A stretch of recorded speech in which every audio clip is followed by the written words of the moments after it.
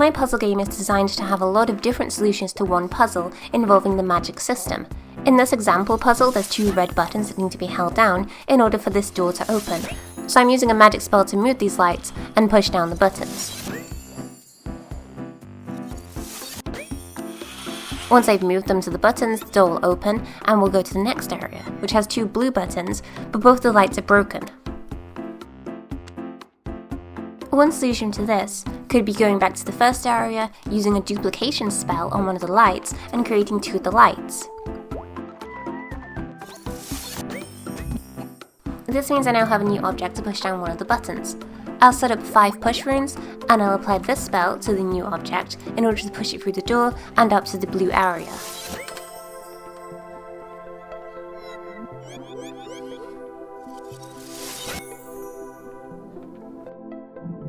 Once it's in place, I can push down one of the blue buttons with it and stand on another button to open the blue door. But there's a few other solutions I could have used. Another solution could be using a movement spell to push one light into place, and then combining this with a grow spell. This increases an object in size. So I can use a grow spell, move the lights, and then move it into place in order to press 2 buttons down with 1 light.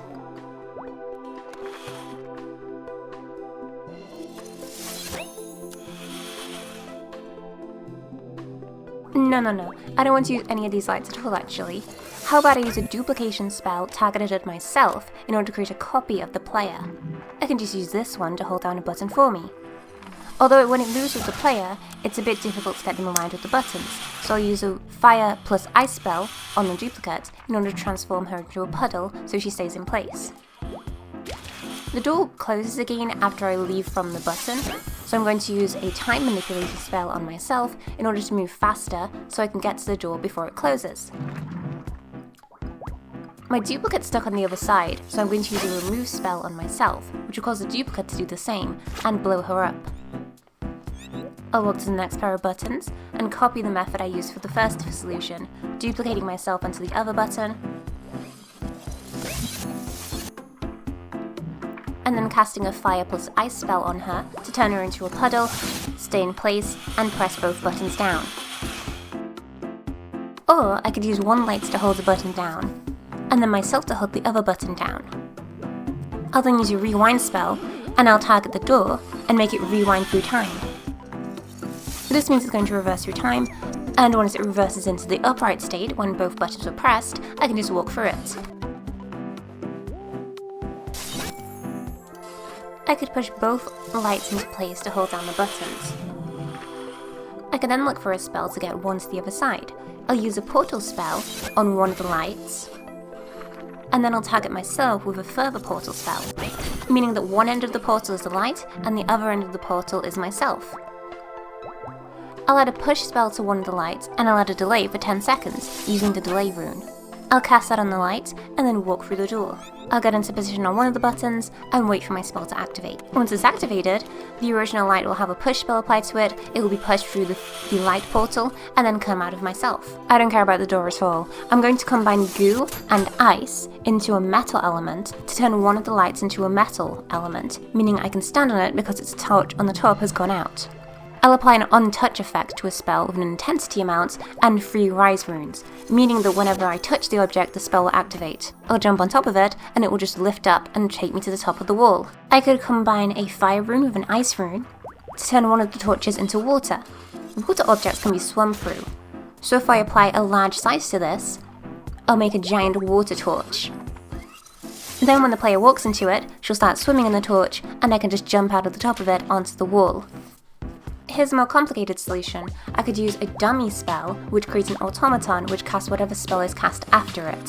So if I combine this with another dummy spell, we're going to make a dummy that creates a dummy, and then this second dummy is going to cast whatever extra runes are applied to it.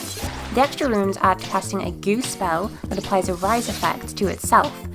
So we're having a first dummy that's creating an infinite amount of other dummies, and then the infinite amount of other dummies are applying a goo effect to themselves and lifting themselves upwards. Essentially, this is making a giant tower of dummies, and I can ride on this tower to get to the top of the wall.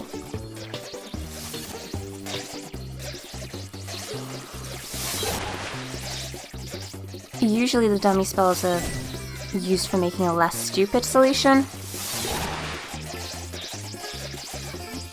But I guess the goo tower works too. I'll try getting the torches over the wall without actually opening the door. I'll combine a few elements to create a riser element. This is a gassy element that always floats upwards up to a certain level. I'll then combine a smoke element with the player and some movement values. Casting this on myself will make me rise higher and go over the wall. Because I'm transformed into smoke, I float for a while, so I don't have to worry about falling with my movement spell applied to the player. I'll safely land on the wall, and then I'll apply a few movement spells to the gassy lights in order to rise them higher above the wall. I'll also use a tracking element on my spells to make sure I hit them. I'll apply another spell to them, which will change their form back to normal, and I'll pull them onto the wall.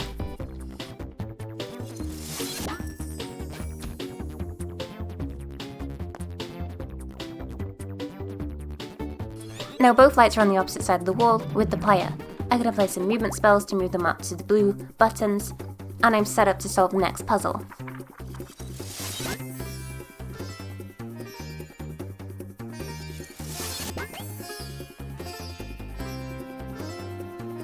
Or I could use an area spell. When I cast an area spell, any other runes will be cast on any object inside of the area bubble.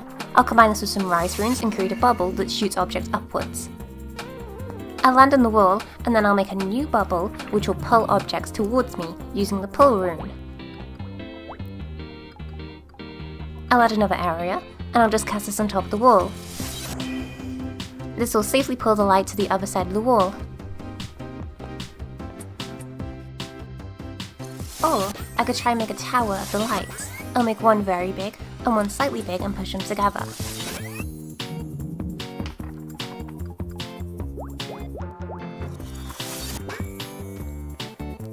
I'll then use a fire spell on the player in order to make them chaotically run around as I set them on fire. As they're bouncing around, I'll just bounce off the two torches and get to the top of the wall. I'll just bounce off the two torches and get to the top of the wall.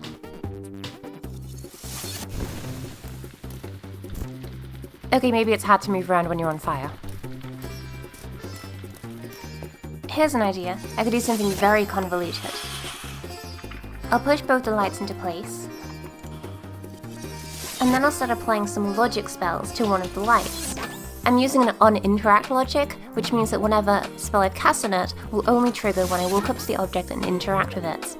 I'll cast 2 to move it, I'll cast a new interact spell to shrink it down to size, and then a new interact spell to push it through the door. I'm then going to set up a spell to rewind the player. I'm going to move the spell to the other side of the door, and walk around with the character. You'll see why I'm doing this in a moment. I'm building up a lot of movement on the other side of the door, and this is for the rewind spell. I'm going to walk back to the torch and activate all my spells. All these are doing is pushing it towards the door, shrinking it small, and then applying a delayed effect to push it through the door. I'm going to stand on the button and open the door, and now one of the lights is through the door. I'm going to activate my spell I prepared, and I'm going to apply a rewind effect to the player. This is going to rewind them in time, in the same way that I rewind the door earlier. They're going to rewind through all of their movements behind the door, and then stop rewinding so that I can be on the same side of the closed door with the light that I've pushed through.